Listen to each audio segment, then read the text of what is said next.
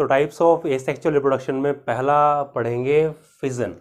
तो फिजन क्या है कि जब एक यूनिसेलुलर, जनरली यूनिसेलुलर ऑर्गेनिज्म में देखने को मिलता है कि जब एक यूनिसेलुलर ऑर्गेनिज्म जब स्प्लिट होके दो या दो से ज़्यादा जब पार्ट्स बनाए, दो या दो से ज़्यादा पार्ट्स में डिवाइड हो जाए और दो से ज़्यादा ऑर्गेनिजम्स को बनाए, तब उसको बोलते हैं फिजन। तो फिजन हम जनरली यहाँ पर देखेंगे दो टाइप्स के, ठीक है। एक तो है बाइनरी फिजन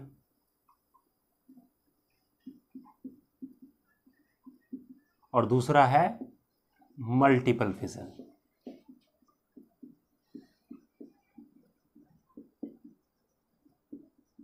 पहले देखते हैं बाइनरी फिजन को। और बाइनरी फिजन किस में देखेंगे?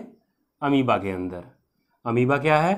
एक यूनिसेलुलर ऑर्गेनिज्म है और किसके अंदर आता है? प्रोटोजोआ के अंदर आता है, ठीक है। प्रोटोजोआ के अंदर आता है। प्रोटोजोआ में वो ऑर्गेनिज्म आते हैं जो यूनिसेलुलर हो और यूकैरियोट्स हो, ठीक है।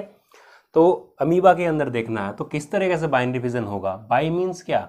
दो, यानी कि दो पार्ट में जो डिवाइड होगा वो बाइनरी फिजन, और दो से ज़्यादा में जब कोई ऑर्गेनिज्म डिवाइड होता है तो उसको बोलते हैं मल्टीपल फिजन।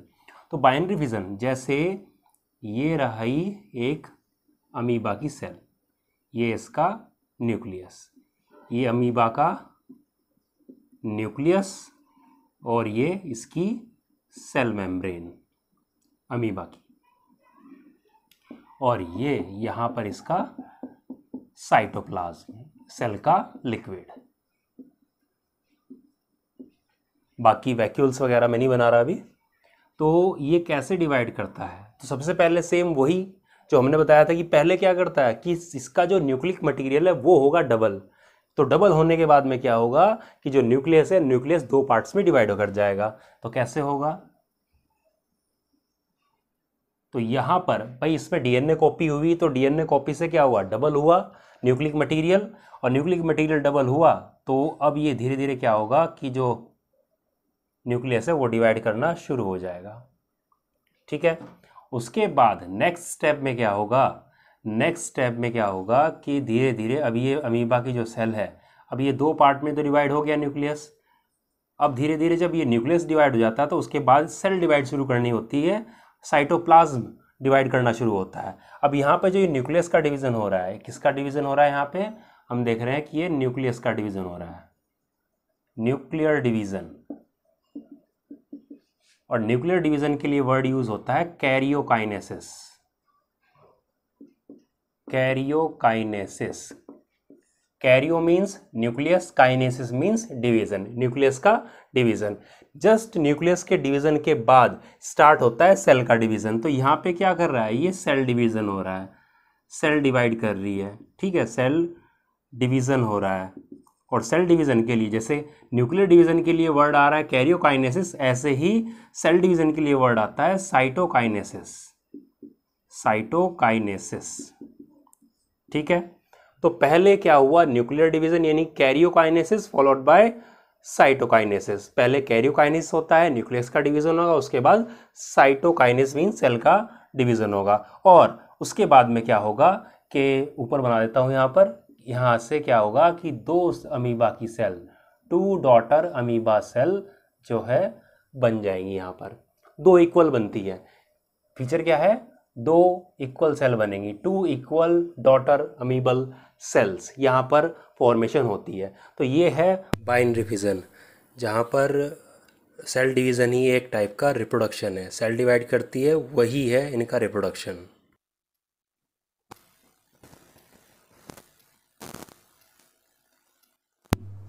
एक टाइप का यहाँ पे रिप्रोडक्शन है, ये सेल डिवीज़न भी वही है और उसका रिप्रोडक्शन भी वही है। एक ही बात है भाई, सेल ही तो डिवाइड की है, एक अमीबा की सेल तो डिवाइड की, उसी से क्या बन गया? पूरे पूरे दो अमीबा बन गए, डॉटर अमीबा। तो सेल डिवीज़न भी वही है बोल दें तो, और रिप्रोडक्शन भी वही है क्योंकि ये नंबर में इंक्रीज कर रहा है वहाँ पे, ठीक है। और मल्टीपल फिजन का जो सेकेंड टाइप था वो क्या था? और फिजन का जो सेकेंड टाइप था वो है मल्टीपल फिजन, ठीक है। एग्जाम्पल लेंगे किसका? प्लाज्मोडियम का। प्लाज्मोडियम क्या है? ये है मलेरिया का पैरासाइट, मलेरियल पैरासाइट, यानी कि जो ह्यूमंस के अंदर मलेरिया डिजीज़ करता है वो है मलेरिया का पैरासाइट प्लाज्मोडियम। और इसका जो कैरियर है, कैरियर कौन है इसका, वो है फीमेल एनाफिलीज मॉस्किटो जो इसको फैलाता है। ठीक है, तो होता है इसकी वजह से प्लाज्मोडियम। ये भी क्या है, एक प्रोटोजोआ है। ठीक, तो कैसे होता है, तो इसके अंदर जैसे ये प्लाज्मोडियम बनाया मैंने यहाँ पे, ठीक है, तो जनरली मल्टीपल फिजन के टाइम पे होता क्या है कि जब अनफेवरेबल कंडीशन होती है, ठीक है, कैसी कंडीशन, अनफेवरेबल कंडीशंस जब होती है, अनफेवरेबल कंडीशन का मतलब क्या होगा, जैसे टेम्परेचर हाई हो जाना, पीएच ज़्यादा हो जाना, या फूड की स्कार्सिटी, या कुछ और अनफेवरेबल जो अपने लिए फेवरेबल ना हो कंडीशन, ठीक है, वो हो जाती है। तो इस सेल के चारों तरफ क्या होगा, इस सेल के चारों तरफ एक प्रोटेक्टिव कवरिंग बन जाती है, एक प्रोटेक्टिव कवरिंग बन जाती है। ये रेड कलर के मार्कर से जो बनाया, प्रोटेक्टिव कवरिंग बन जाती है। इस प्रोटेक्टिव कवरिंग को बोलते हैं सिस्ट। ठीक है, सिस्ट कैसी है, hard protective covering around the plasmodial cell. ठीक है, इसके चारों तरफ ये बन जाती है। अब इसके अंदर क्या होता है कि धीरे धीरे, अब इसके अंदर जो धीरे धीरे ये अंदर की बनाई और ये इसके ऊपर प्रोटेक्टिव कवरिंग सिस्ट। अब धीरे धीरे इसके अंदर जो न्यूक्लियस था, न्यूक्लियस क्या करता है, बहुत से छोटे छोटे, बहुत ज़्यादा मल्टीपल डिवीज़न होते हैं इस न्यूक्लियस के अंदर, और बहुत सारे छोटे छोटे न्यूक्लियस में ये डिवाइड हो जाता है। बहुत सारे छोटे छोटे न्यूक्लियस में डिवाइड कर गया। तो छोटे छोटे न्यूक्लियस डिवाइड किया, और उसके बाद क्या होगा कि भाई सेल डिवीज़न नहीं होता यहाँ पे, जैसे बाइनरी फिजन के अंदर सेल डिवीज़न हुआ था न्यूक्लियस के डिवीज़न के बाद, यहाँ पर न्यूक्लियस के डिवीज़न के बाद सेल डिवीज़न नहीं होगा। अब क्या होगा कि यहाँ पे धीरे धीरे जो ये साइटोप्लाज्म था, भाई ये पूरा पूरा क्या है, यहाँ पे ये साइटोप्लाज्म ही तो है इसके चारों तरफ, तो धीरे धीरे क्या है, हर एक सेल के चारों तरफ क्या हो जाता है, धीरे धीरे साइटोप्लाज्म जो न्यूक्लियस के चारों तरफ, थोड़ा थोड़ा साइटोप्लाज्म हर सेल के चारों तरफ अच्छे से इकट्ठा हो जाता है, पूरा डेंसली। ठीक है, सबके चारों तरफ इकट्ठा हो जाता है। और कुछ टाइम बाद क्या होता है कि इसके छोटी सी तो जो थिन वॉल है वो हर एक के चारों तरफ बन जाती है, मतलब एक सेलुलर स्ट्रक्चर की तरह पूरा पूरा बन जाता है। बन गया ऐसे। अब जब फेवरेबल कंडीशन आती है, जब फेवरेबल कंडीशन आती है तो ये यहाँ से सिस्ट जो है, सिस्ट ब्रेक होती है, और इस तरीके से सिस्ट ब्रेक होने के बाद में ये पूरा का पूरा इस तरीके से ये जो डॉटर प्लाज्मोडियम जो है वो बाहर आ जाते हैं, ये डॉटर प्लाज्मोडियम बाहर आ जाते हैं। ठीक है, और नई सेल्स को इफेक्ट करेंगे, इन्फेक्ट करेंगे दूसरी को, अगर ह्यूमन बॉडी के अंदर है। ठीक है, तो इस तरीके से क्या हुआ, एक सेल से कितने बन गए, बहुत सारे बन गए।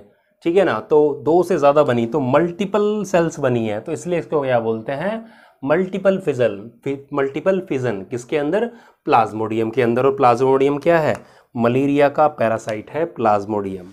ठीक है, तो यह हुआ कंप्लीट बाइनरी फिजन और मल्टीपल फिजन, मतलब पूरा कंप्लीट हो गया है फिजन।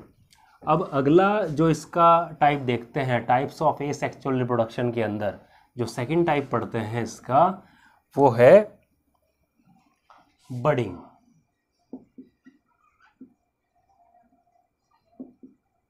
बडिंग, तो बडिंग में एक वर्ड आ रहा है, क्या आ रहा है, बड आ रहा है।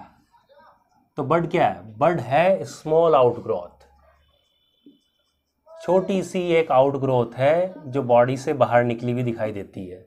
अब चाहे वो यूनिसेलुलर हो या मल्टीसेलुलर हो, बड बन सकती है। तो बडिंग हम यहाँ पर पहला किसके अंदर देखेंगे, पहले देखते हैं यीस्ट के अंदर, बडिंग इन यीस्ट। यीस्ट के अंदर बडिंग कैसे होती है, तो जैसे ये रही एक यीस्ट की सेल, और इस पे क्या है कि इस तरीके से बड का फॉर्मेशन हो जाता है। तो स्मॉल आउटग्रोथ है, छोटी सी आउटग्रोथ बाहर दिखाई दे रही है, तो इस तरीके से बड बन गई, निकल गई। अब उसके बाद क्या होता है कि जैसे जैसे जैसे और मैच्योरेशन की तरफ जाता है यीस्ट, तो वैसे वैसे अब इसका भी क्या होगा कि यहाँ पर डीएनए कॉपी से न्यूक्लियस का डिवीज़न होगा, न्यूक्लियर डिवीज़न हो जाएगा। न्यूक्लियर डिवीज़न हो गया और एक न्यूक्लियाई इस वाली सेल में रह जाएगा और दूसरा इस बड के अंदर पहुँच जाता है। और आगे चलकर ये बड ऐसे जब इसके अंदर न्यूक्लियस पहुँच जाएगा, ये बड हो जाती है डी अटैच इससे। तो इससे क्या होती है कि दो सेल्स बनी है, लेकिन दो कैसी बनी है, two unequal daughter cells, daughter yeast cells. अब मेन डिफरेंस यही है, अगर कोई पूछ ले कि बडिंग और बाइनरी फिजन में क्या डिफरेंस है, कि बाइनरी फिजन के अंदर दो इक्वल सेल्स बनती है और बडिंग के अंदर दो अनइक्वल सेल्स बनती हैं। तो यहाँ तक हुआ। अब होता क्या है कि कभी कभी जैसे अगर हम इसको शुगर सॉल्यूशन के अंदर डाल दें, जहाँ पर हम शुगर सॉल्यूशन प्रोवाइड कर दें, क्योंकि जो ईस्ट है फर्मेंटेशन में भी काम आता है इथेनॉल प्रोडक्शन के लिए। जो बेवरेज इंडस्ट्री होती है इथेनॉल वाली, जो लिकर जो इंडस्ट्री है उनके अंदर, तो अगर इसको जब हम जैसे हमने इस ईस्ट सेल को हमने किसके अंदर डाल दिया, एक शुगर सॉल्यूशन के अंदर डाल दिया, तो शुगर सॉल्यूशन के अंदर डालने से क्या होता है, ये बहुत ही तेज़ी से मल्टीप्लाई करता है। यानी कि इसकी बड पूरी तरह से डी अटैच हुई नहीं कि इस वाले की भी आ जाती है, फिर इस वाले की भी। तो मतलब क्या है कि पूरा का पूरा इस तरीके से एक चेन बन जाती है। तो एक्चुअली में जो फंगस का जो वो होता है, जो हाइफा होता है, नेट है, जाल है पूरा, उसको माइसीलियम बोलते हैं। लेकिन एक्चुअली में माइसीलियम नहीं है, तो डॉटर डिवाइड करी हुई डॉटर सेल्स हैं। तो इसको क्या बोलते हैं, इसको स्यूडो माइसीलियम बोलते हैं। स्यूडो मीन्स झूठा, फॉल्स, स्यूडो माइसीलियम। माइसीलियम अभी स्पोर फॉर्मेशन में अच्छी तरह समझा दूंगा क्या है। तो इसको बोलते हैं स्यूडो माइसीलियम। कब, जब यीस्ट सेल को शुगर सॉल्यूशन के अंदर डालते हैं तो रैपिडली ये डिवाइड कर जाता है। ठीक है, तो यीस्ट के अंदर हमने देखा कि किस तरीके से यीस्ट के अंदर बडिंग होती है। ठीक है, अब देखते हैं कि यह जो बडिंग है यीस्ट के अंदर देख लिया। सेकंड देखते हैं कि हाइड्रा के अंदर कैसे होती है। सेकंड किसमें, हाइड्रा के अंदर। हाइड्रा में भाई यीस्ट तो क्या था, यूनिसेलुलर था, यूनिसेलुलर फंगस था वो। और ये क्या है, ये है मल्टीसेलुलर एनिमल होता है हाइड्रा। ये मेन डिफरेंस है इन दोनों के अंदर। तो इसमें क्या होता है कि जैसे हाइड्रा है, तो हाइड्रा की क्या होती है, स्मॉल प्रोजेक्शन, वही आउटग्रोथ एक बर्ड की तरह निकलने लगती है। धीरे धीरे इसमें क्या हो जाते हैं, टेंटिकल्स आने शुरू हो जाते हैं, मतलब बर्ड आ गई पूरी। धीरे धीरे क्या होगा कि अब ये जो बर्ड है इसकी, ये यहाँ से डी अटैच होगी और डी अटैच होने के बाद में एक नया हाइड्रा की तरह ये ग्रोथ करेगा। तो ये है हाइड्रा के अंदर budding. Main difference budding in yeast and budding in hydra, वो क्या था, यीस्ट यूनिसेलुलर और हाइड्रा मल्टीसेलुलर। ठीक है, अब बडिंग हो गया है। अब इसके बाद जो अगला टाइप आता है इसके अंदर, एसेक्सुअल के अंदर, वो पढ़ते हैं तीसरा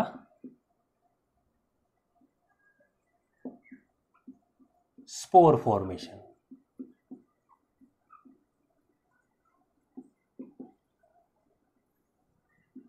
स्पोर फॉर्मेशन, स्पोर का मतलब क्या होता है कि भाई एक तरह से ये बोले तो प्लांट के अंदर जो, ये प्लांट की शीड बोल सकते हैं अगर इसको, अगर बोले तो ये शीड की तरह काम कर रहा है। तो हम यहाँ पर स्पोर पढ़ रहे हैं फंगस के अंदर।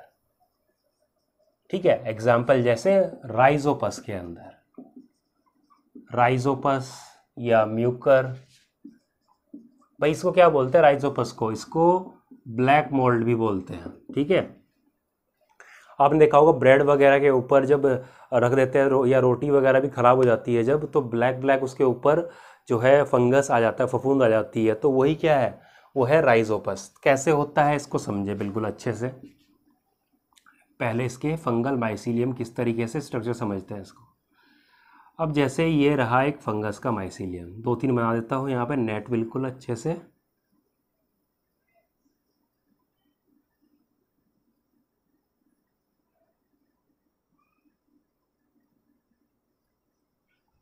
तो ये बन गया फंगस का माइसीलियम।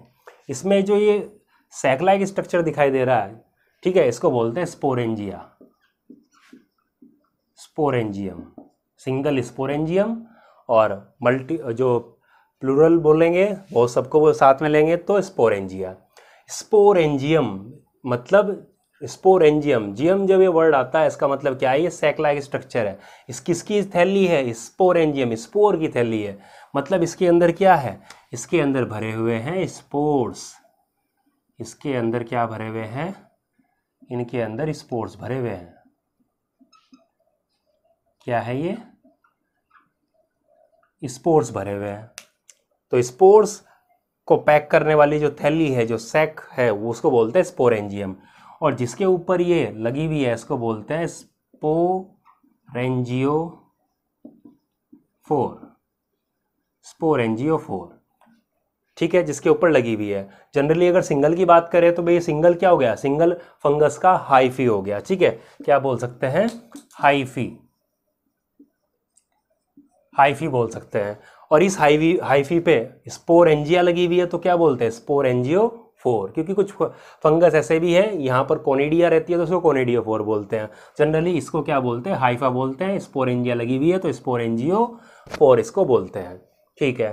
अब क्या है कि ये पूरा पूरा जो नेट लाइक स्ट्रक्चर, पूरा पूरा जो नेट बन गया, पूरा पूरा इसका जाल बन गया, इस पूरे फंगल माइसीलियम को, पूरा पूरा जाल को पूरे को इसको बोलते हैं माइसीलियम। तो पूरा पूरा क्या है ये पूरा पूरा है फंगल माइसीलियम, ठीक है। ये पूरा नेट लाइक स्ट्रक्चर पूरा का पूरा ये है फंगल माइसीलियम। अब रिप्रोडक्शन कैसे होता है कि जब ये स्पोरेंजिया जब फट जाती है तो ये स्पोर्स क्या होते हैं, बाहर आ जाते हैं और किसी न्यूट्रिटिव सरफेस पे, जैसे ब्रेड हुआ या रोटी हुई, तो उसके ऊपर जब गिरते हैं तो नया एक फंगल माइसीलियम दोबारा से हाइफी को ये ऑरिजिनेट करेंगे, ग्रो करेंगे। तो इसी को बोलते हैं स्पोर फॉर्मेशन। फंगस के अंदर होता है, ठीक है, स्पोर फॉर्मेशन। और स्पोर क्या है कि एक तरह से ये क्या करते हैं, जो अनफेवरेबल कंडीशन होती है उसमें एक तरह से ये डोरमेंट स्टेज में रहते हैं, और जब फेवरेबल कंडीशन आती है तब ये ग्रो कराते हैं एक अपने स्पीसीज के ऑर्गेनिज्म को, ठीक है। तो ये हुआ स्पोर फॉर्मेशन खत्म यहाँ पर, ठीक है। अब इसके बाद दो और ख़त्म कर लेते हैं यहाँ पर, जैसे रीजनरेशन और फ्रेगमेंटेशन को, कि ये क्या है, दोनों को एक साथ ही लेके चलते हैं। पहला मतलब कि नेक्स्ट है रीजनरेशन, और उससे आगे आएगा फ्रेगमेंटेशन। तो रीजनरेशन एग्जाम्पल किसके अंदर, ये पढ़ते हैं जैसे प्लेनेरिया के अंदर और हाइड्रा के अंदर। हाइड्रा तो हमने देखा ही अभी। प्लेनेरिया क्या है, प्लेनेरिया भाई फ्लैट वॉर्म के अंदर आता है, 9th क्लास में पढ़ा होगा, प्लेटीहेल्मिन्थीज जो क्लासिफिकेशन का चैप्टर था, ठीक है, डाइवर्सिटी वाला, उसके अंदर। तो जो प्लेनेरिया है वो है फ्लैट वॉर्म, ठीक, यानी कि बिल्कुल चपटा होता है। तो रीजनरेशन के अंदर होता क्या है कि जब, वैसे तो इन ऑर्गेनिज्म के पास में अपना एक दूसरा मेथड भी है रिप्रोडक्शन का, जैसे हाइड्रा के अंदर आपने देखा था बर्ड से करता है, बाकी स्पोर से भी सेक्सुअल रिप्रोडक्शन भी करता है। लेकिन इसके अलावा भी इनके पास क्या है कि रीजनरेशन से भी ये रिप्रोड्यूस कर सकते हैं। कैसे, जैसे ये रहा प्लेनेरिया, ठीक है। अब ये जो प्लेनेरिया है ये सिंपल ऑर्गेनिज्म है बिल्कुल, यानी कि एक ही टाइप की सेल का बना, मल्टी सेलुलर तो है लेकिन ये एक ही टाइप की सेल्स का बना होता है, तो इसी को बोलते हैं सिंपल ऑर्गेनिज्म, इनको बोलते हैं। कॉम्प्लेक्स मतलब एक से ज़्यादा सेल का बना हो, जैसे ह्यूमन है तो ह्यूमन के अंदर अलग अलग टाइप की सेल है, जैसे नर्व सेल है, ठीक है, और कार्डिक टिश्यू के अंदर आपका जो हार्ट है वो स्मूथ मसल्स हैं, ठीक है, अलग अलग टाइप, मतलब पूरी बॉडी के अंदर अलग अलग टाइप की सेल से वो बने हुए होते हैं। और यहाँ पर क्या है कि एक ही टाइप की सेल का बना होता है। तो यहाँ पर अगर ये एक्सीडेंटली अगर कट हो जाता है, जैसे मान ले पीसेस में कट हो गया ये यहाँ से एक्सीडेंटली, तो ये जो हर एक पीस जो है इसका, ये हर एक पीस क्या करेगा, एक नया ऑर्गेनिज्म नए प्लेनेरिया के अंदर ये बना देगा। ऐसे कितने बन जाएंगे, 3 पीस हुए हैं तो 3 से 3 ही प्लेनेरिया बन जाएंगे, ठीक है। इसको बोलते हैं रीजनरेशन। और हाइड्रा के अंदर भी सेम इसी तरीके से होता है, ठीक है। अब बात ये है कि रीजनरेशन एक्चुअली में देखा जाए तो ट्रूली ये रिप्रोडक्शन नहीं है एक टाइप का, क्योंकि मोस्टली ऑर्गेनिज्म में क्या देखा गया है कि जो रीजनरेशन ऑफ पार्ट्स होता है, तो वो एक तरह से रिप्रोडक्शन नहीं है पूरा पूरा। कि जैसे छिपकली है तो छिपकली की जैसे पूंछ कटती है तो उसकी पूंछ वापस आ जाती है, लेकिन उस पूंछ से जो कटी हुई पूंछ है अलग से पड़ी हुई है उससे पूरी छिपकली दोबारा नहीं बनती है। ठीक है, तो यहाँ पे ये रीजनरेशन ऑफ पार्ट्स है। हमारे अंदर से लीवर को अगर कट करते हैं तो लीवर भी क्या करता है, अपने आप को रीजनरेट कर देता है, लेकिन उस कटे हुए लीवर से पूरा पूरा ऑर्गेनिज्म नहीं बनता, पूरा पूरा ह्यूमन नहीं आएगा। तो ये रीजनरेशन ऑफ पार्ट्स है। ठीक है, तो यहाँ पर ये ट्रूली एक टाइप का रिप्रोडक्शन नहीं है, क्योंकि हम ये भी बोल सकते हैं कि रीजनरेशन यहाँ पर सिंपल ऑर्गेनिज्म तक ही लिमिटेड है ये, क्योंकि एक तरह टाइप की सेल का बना हुआ है तो पूरा ऑर्गेनिज्म बना देता है। तो हमारे अंदर क्यों नहीं होता है रीजनरेशन से, क्योंकि हमारी बॉडी अलग अलग टाइप की सेल की बनी हुई है। अगर हमारी मान लीजिए ये उंगली कट गई यहाँ से, तो ये क्या है, इसमें अलग टाइप की सेल्स हैं। ठीक है, और पूरी बॉडी में क्या है, एक अलग टाइप की है, पूरी बॉडी के अंदर अलग अलग टाइप की है। ठीक है ना, तो इस एक टाइप की सेल से दूसरी टाइप की सेल्स नहीं बन सकती वहाँ पर। ठीक है, तो रीजनरेशन सिंपल ऑर्गेनिज्म में देखने को मिलता है, कॉम्प्लेक्स में इसी वजह से देखने को नहीं मिलता, क्योंकि अलग अलग टाइप की सेल्स और अलग अलग टाइप के टिश्यूज बॉडी के अलग अलग ऑर्गन्स के अंदर मिलते हैं। ठीक है, तो ये तो रहा रीजनरेशन। अब बात करते हैं फ्रेगमेंटेशन की। तो फ्रेगमेंटेशन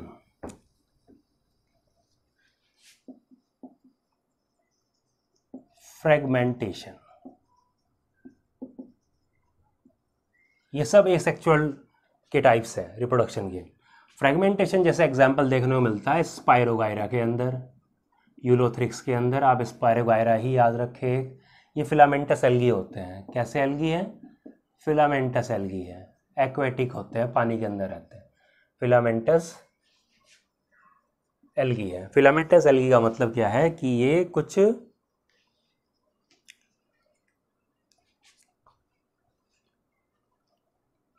इस तरीके से होते हैं,